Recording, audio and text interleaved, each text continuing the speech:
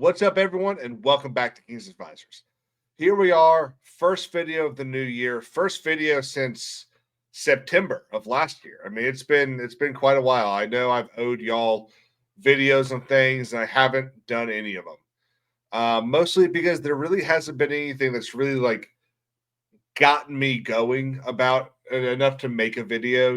There's a lot of I'm not really sure I would call it a lot of effort and stuff, but there's a lot of time that can go into making a video, and I'd rather spend that time doing other stuff.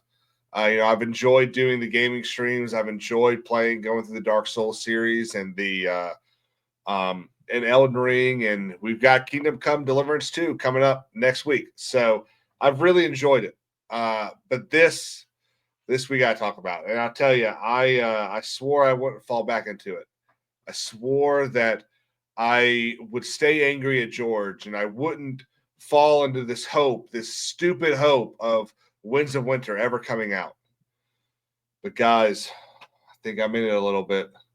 And it's on some of the dumbest stuff ever. Before we talk about that, let's talk about this. So here we are. George has graced us with another blog post today. And once again, he starts off the entire thing talking about his stupid summer trip that he got back from on August 15th. I feel like he's been talking about this thing as if it was the second coming of Christ. I mean, it's wild how much he talks about this. Every single post seems to be about, hey, when we got back from this, or when we did this, or over the summer when I was able to do this at this trip.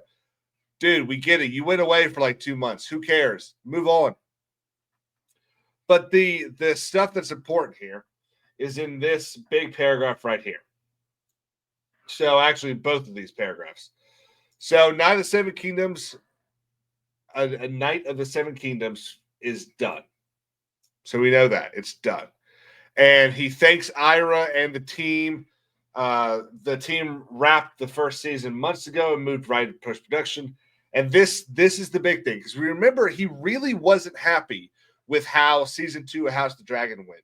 And he had thought that they were apparently going to go a different way after he provided notes, and they didn't. So I've seen all 6 episodes now. The last 2 in rough cuts. Okay, yeah, sure. And loved them. Good news right there. Doug and Egg have always been favorites of mine, and the actors we found to portray them are just incredible. The rest of the cast are terrific as well. Wait until you guys meet the Laughing Storm and Tansel Tootal. I love that. Everything I hear about that is really, really exciting. I love that he loves the 6 episodes. I'm still kind of annoyed that it's only going to be 6 episodes. That's only 6 weeks. But The Hedge Knight is a short story. So, I mean, it's a novella. It's not this long, 1,000-page book like a bunch of the other Song of Ice and Fire books. So it would make sense that it's a shorter series. It also probably means, and we can kind of get into that in this second paragraph, that it's going to be a fairly faithful adaptation. So here we go. A Night of the Seven Kingdoms is an adaptation of The Hedge Knight, the first of the novellas I wrote about them. And this is the big thing here. It's as faithful an adaptation as a reasonable man could hope for. And of course, he takes a shot at himself next, and you all know how incredibly reasonable I am on that particular subject. He has spoken many times over the last 5 or 6 months about how you can expect adaptations to go, and how it's ridiculous when directors and writers and producers try to put other stuff that isn't in the story in the adaptation. So for him to say that it's as faithful as you could do tells me a lot of good stuff. Viewers who are looking for action and more action and only action, well, this one may not satisfy you. Now, that's true. And honestly, there should be no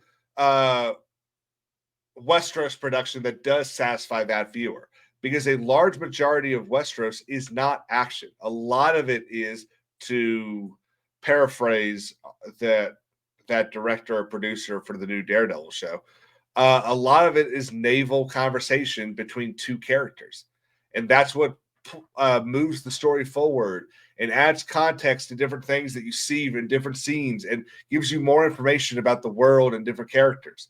That's what people like. It's why people got into Game of Thrones. It wasn't the Battle of the Bastards that made everyone go, "Oh my God, this is the great show." It was the cleverness of Ned, the intrigue of Cersei, the vileness of Cersei. I mean, it was the hope of Robb, the despair of Jon. That's what got people in, not the Battle of the Bastards. The Battle of the Bastards may have been the big fight that was popular at the time, but it wasn't the thing that made someone go, "You need to watch this." Because people didn't say, "Hey, if you get through the first 6 seasons, you're going to love it." It was very much, if you can get through the first episode, you're going to love this show. And that's what happened to me. Let's see. There's a huge fight scene here. There is. I'm not going to give any spoilers about this, but I will say this is going to be epic. As exciting as anyone could ask for, but there are no dragons this time around. No huge battles, no White Walkers. This is a character piece, and it focuses on duty and honor, on chivalry and all it means. And I love that. We are going to get a medieval piece. There's no fantasy here. Westeros is a fantastical world, but this story has, I mean, if I can remember correctly, it's been about a year since I've read the story, but there is zero fantastical elements in this story. And it's going to be very interesting to see how people enjoy this story. Like, is it going to be high ratings, or is it going to be lower than maybe some Game of Thrones and some House of the Dragon, because there are no dragons? And then he goes into the history of how the story was published. I don't really care about that.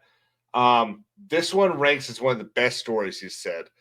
And he's so pleased that Ira Parka and the rest of the gang have done right by them. I'm good with that. I'm glad with that. This is the piece that kind of gets me excited. Meanwhile, we'll be moving on to the Storm Sword, the second tale of Dunk and Egg. So they're getting ready to start working on season 2. And once I finish the Winds of Winter, I will need to get hopping on the Village Hero and all the other tales that await the lads. Don't worry, I'm sure you folks will remind me. Now, for anyone that doesn't remember, he's already basically told us the order of what he's writing. So he's finishing Winds of Winter. Then he's going to write the final 2 stories of Dunk and Egg. The 5th one hopefully taking place at Summerhall, to tell us what actually happens. How does Dunk and Egg die? Oh, sorry guys. How does Dunk and Egg die at Summerhall? Like, we need to know this, because this could be a big thing with the prophecy and everything. And he's writing the Village Hero after that, and the rest of the story of the Targaryens, and then A Dream of Spring. So I don't know. I feel like using the word once is a little more definite than when or if.